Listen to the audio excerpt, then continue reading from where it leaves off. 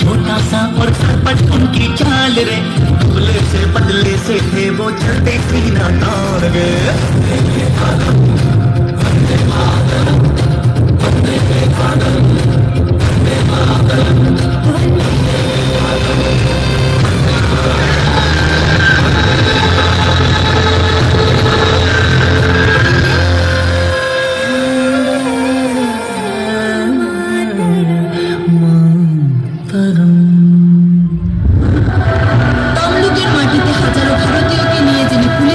ঘেরাও করার লক্ষ্যে হেঁটেছিলেন, তাকে নির্মমভাবে গুলি চালনা ও লাঠিচার্জ করা সত্ত্বেও তার হাতের পতাকাকে তিনি মাটিতে পড়তে দেননি। তিনি আর কেউ নন, তিনি হলেন বিপ্লবী মহিলা মাতঙ্গিনী হাজরা।